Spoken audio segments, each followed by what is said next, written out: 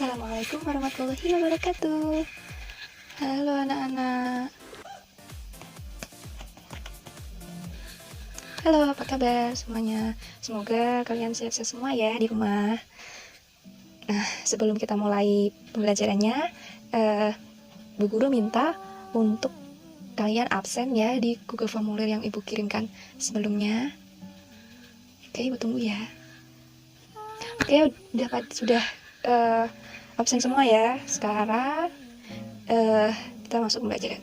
Kemarin Ibu Guru sudah menyuruh kalian untuk melakukan percobaan di rumah ya kan? Percobaan individu, tapi laporannya kelompok seperti itu kan.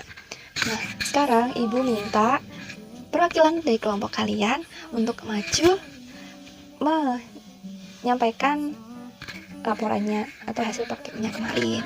Ayo, yang bagus nanti satu kelompok Ibu kasih bintang. Siapa yang mau? Ayo. Ya, silakan. Wah, bagus-bagus semua ya. Wah, bintang semua ini. Aduh, Bu Guru bingung. Ternyata nggak ada yang salah. Semuanya benar. Cuman, Ibu Guru mau memberikan materi sedikit tentang yang kalian praktekkan kemarin. Jadi kemarin kan kalian ada praktikum bahannya balon, kertas, terus ada sisir, ada penggaris plastik. Nah, itu masuk ke dalam materi listrik statis. Sebenarnya banyak banget percobaan yang bisa dipraktekkan di materi ini.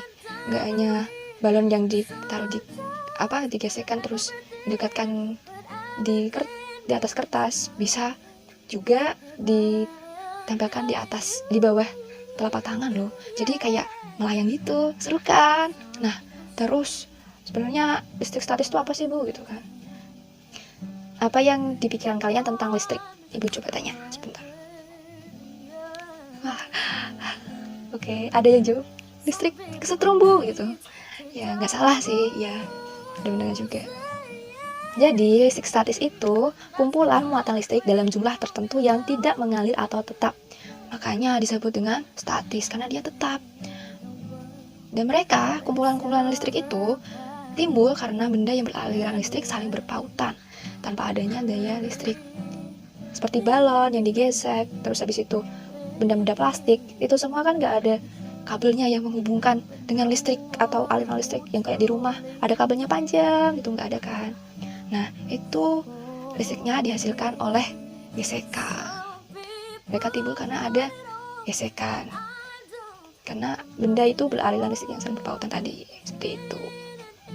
Ngomong tentang muatan listrik, di materi sebelumnya kita sudah membahas tentang elektromagnetik.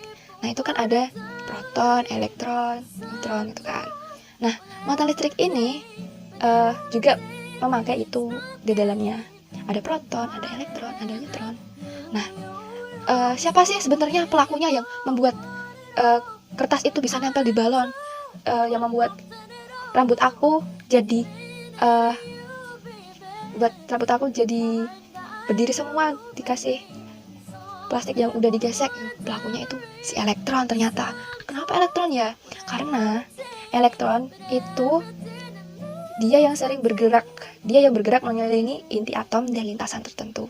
Dan dia tuh diibaratkan kalau orang itu dia nggak bisa diem, dia tuh harus bergerak gitu. Walaupun kadang dia dapat stigma yang buruk karena dia nggak bisa diem di rumah gitu kan. Tapi sebenarnya dia tuh baik. Sebenarnya elektron itu baik gitu. Dia menjaga agar muatan di kedua benda ini tuh seimbang gitu. Jadi dia harus pindah ke benda yang berseberangan, benda di seberangnya seperti itu. Nah, ngomongin tentang muatan lagi, muatan itu dibagi ada 3 ternyata. Yang pertama netral. Netral berarti 50-50 atau berarti dia sama jumlahnya. Jumlah proton yang positif dan elektron yang negatifnya sama. Lalu ada yang bermuatan positif. Sesuai namanya berarti yang banyak adalah protonnya. Lalu yang terakhir yaitu bermuatan negatif. Yaitu jumlah proton lebih sedikit, berarti neutronnya lebih banyak. Ngomong-ngomong tentang muatan nih, Guru jadi inget omongannya kakek kolom nih. Beliau pernah berkata bahwa besarnya gaya tarik-menarik atau tolak-menolak benda berbanding lurus dengan muatan masing-masing benda yang berbanding terbalik dengan kuadrat jarak antara kedua benda tersebut. Itu katanya kakek Coulomb.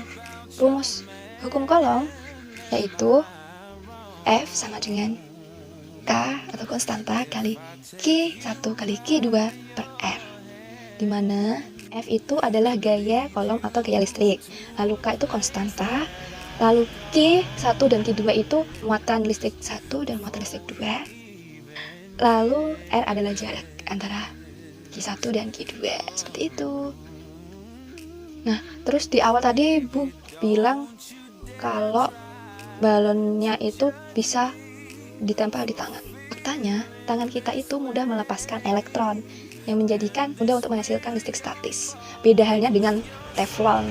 Tahu kan teflon? Teflon yang biasa dipakai bunda-bunda atau mama-mama untuk masak itu. Bayangin kalau misalnya alat masaknya itu mudah melepaskan elektron. Gak jadi masak deh ibu, mama-mama kalian, ya kan? Maka dari itu kita itu perlu bersyukur dengan adanya listrik statis ini, karena banyak banget manfaatnya. Dan ada lagi gak Bu contoh listrik statis gitu yang bisa kita jumpai sehari-hari? Nah, kebetulan ini musim hujan kan, dan kalian pasti sering banget dengar suara geledek, ya kan? Nah, petir itu dihasilkan oleh listrik statis. Kok bisa? Bisa karena awan bergesekan dengan bumi yang mengakibatkan terjadinya listrik statis itu. Kayak gitu. Karena semua yang diciptakan Allah itu pasti bermanfaat. Walaupun petir contohnya itu terlihat menakutkan, tapi petir itu juga bisa menyemburkan tanah. Itulah gunanya listrik statis untuk petir, seperti itu. Di dalam Al-Quran juga dijelaskan, Allah berfirman di dalam surat An-Nur ayat 35 yang artinya Allah pemberi cahaya kepada langit dan bumi. Perumpamaan cahaya Allah itu adalah seperti sebuah lubang yang tidak tembus, yang di dalamnya ada pelita besar. Pelita itu di dalam kaca. Kaca itu seakan-akan bintang yang bercahaya seperti mutiara, yang dinyalakan dengan minyak dari pohon yang banyak berkahnya, yaitu pohon zaitun, yang tumbuh tidak sebelah timur, tidak juga sebelah barat, yang minyaknya hampir menerangi walaupun tidak disentuh api. Cahaya di atas cahaya. Allah membimbing kepada cahayanya siapa yang dia kehendaki, dan Allah membuat perumpamaan ini bagi manusia, dan Allah Maha mengetahui segalanya. Nah, itu prinsip dasar dari listrik juga, dan kita bisa ambil hikmahnya bahwa ya memang listrik itu tidak disentuh api, tapi dia bercahaya. Itulah listrik. Baik, pertemuan kali ini selesai. Ibu guru cukupkan ya, semoga kalian paham dengan penjelasan ibu guru. Kalau ada yang ingin ditanyakan bisa di kolom komentar di bawah ini ya, boleh banget. Dan ibu guru malah senang kalau ada yang tanya. Oke, terima kasih atas partisipasinya bagi anak-anak. Semoga masih semangat untuk belajar online-nya ya, walaupun membosankan. Ibu tahu karena ibu pernah merasakan.